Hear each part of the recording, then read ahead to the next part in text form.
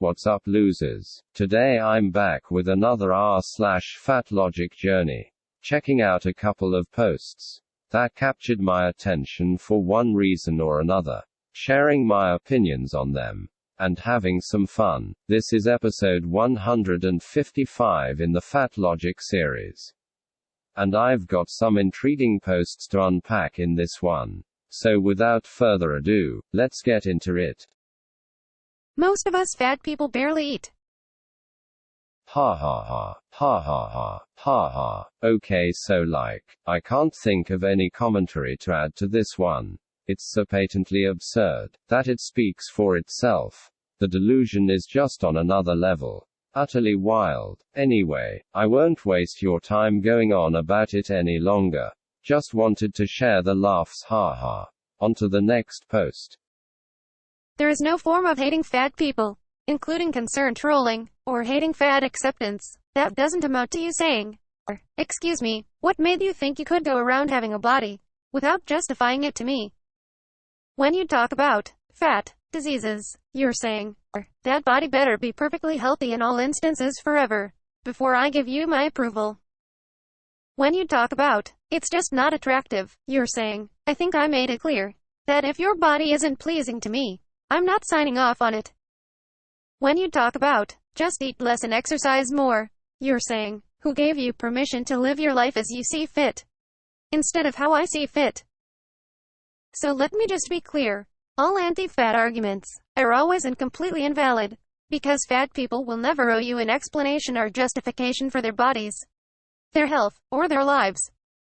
Fat acceptance is simply the assertion of a right fat people have always had, and when it's long past time others started accepting. Hashtag fat acceptance. Hashtag fat liberation. Hashtag fat positivity. Jesus fricking Christ, this one was infuriating to read. Not only does it manage to completely misrepresent people who oppose the fat acceptance movement in the most uncharitable way possible, but it also laughably distorts what fat acceptance itself is all about, and what the majority of its supporters advocate for, to make it sound way more reasonable, and way more oppressed, than it actually is. Let's go through the points. 1. Disagreeing with fat acceptance is not concern trolling, nor does it indicate that one hates fat people. It generally just derives from an acknowledgement that obesity is unhealthy, and a distaste for efforts to whitewash this harsh reality on the part of unscrupulous, or flat-out delusional, fat activists. It is rooted in genuine worry for fat people's health, not hatred or faux concern. And for this post to immediately frame its opposition in such an unflattering light is extremely unfair and dishonest. 2. People do not talk about fat diseases. To demand that fat people improve their health, and thereby earn their approval, they do it because, believe it or not, most people view health as intrinsically valuable and important, fat people included, and they want to help as many people live healthily as possible, so that we can all live long and happy lives. It's honestly nothing more than that. And it really speaks to how warped this poster's value system must be, that they completely overlook health as a relevant factor, and focus only on social status and ego validation. 3. Sure, some assholes might go out of their way to call fat people unattractive, and I condemn that, but equally, lots of fat activists make a point of demanding that others recognize them as attractive, and call people fat phobes and bigots for not worshipping the ground that they walk on. So given this context, I don't see anything wrong with noting that fat bodies are not to one's personal taste, as opposed to letting self-serving fat activists decide what you can and can't like for you. 4. Telling people to eat less and exercise more is almost never about telling fat people how to live their lives. It is usually a point that people make in response to fat acceptance misinformation about dieting, which should not go uncorrected.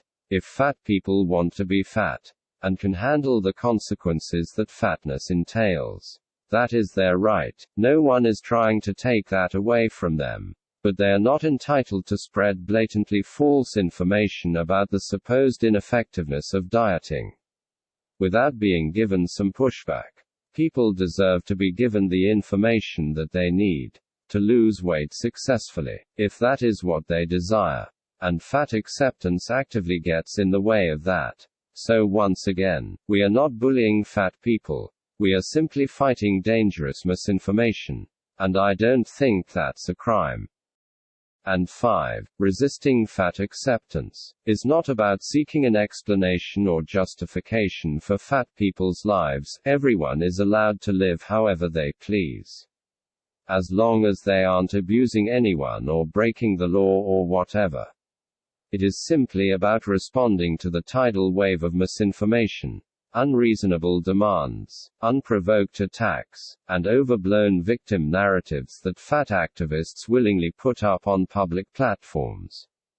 I don't think that it's fair to expect fat activists to say whatever they want without being challenged on any of it. And I'm not going to apologize for calling BS out when I see it. So basically, I've got no time for this post, and its twisted presentation of the issue.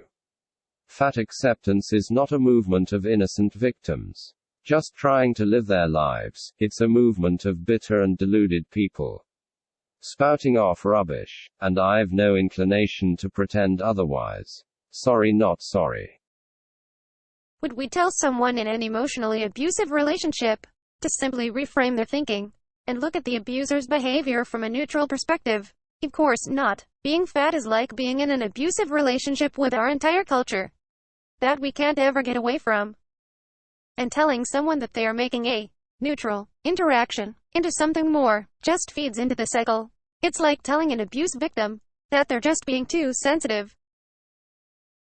Good Lord, an abusive relationship. Really? That's the comparison you want to go for? Size. See this. This is what I'm talking about. Fat activists will say moronic and inflammatory shit like this that accuses basically everyone who isn't a fat activist of abuse, and makes a mockery of real abuse victims in the process.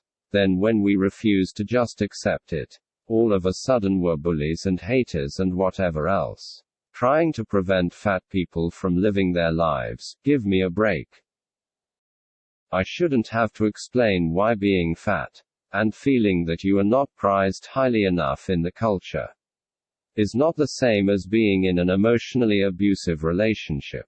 But here we are. Emotional abuse is a very serious issue that causes people great stress and pain, and allows their abusive partners to control and manipulate their lives, to the point that they will do things that they never wanted to, and sacrifice things that were once important to them, simply to earn a little respite from the onslaught.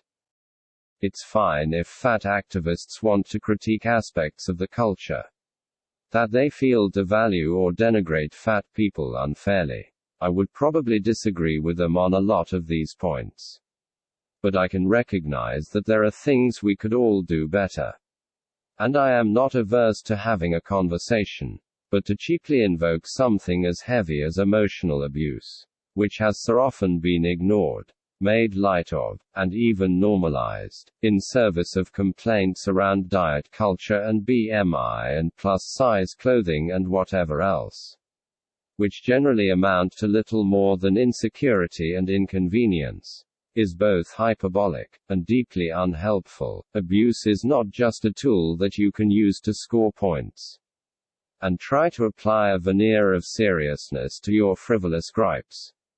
It's a real problem that fractures relationships and ruins lives. So next time you want to get up on your fat acceptance soapbox and tell us all how horrible we are, do us a favor and leave the A word out of it. If your points are valid, they don't need to be justified by way of analogy. And if they're not, then they have no business demanding the kind of treatment that we afford to abuse in the first place. Either way, the word abuse need not cross your lips. So just don't go there. Thanks. Well, that's all I've got for you today. I hope you enjoyed reading through these posts with me, and that my commentary gave you something to chuckle at or think about. What do you think? Do most fat people barely eat? Are opponents of fat acceptance all big fat meanies?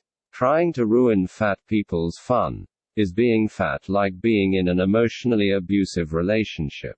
Let me know in the comments. As always, don't forget to like and subscribe, or I'll make you issue a public apology to all fat activists for the role you have played in emotionally abusing them. Just kidding, haha. Anyway, catch you later.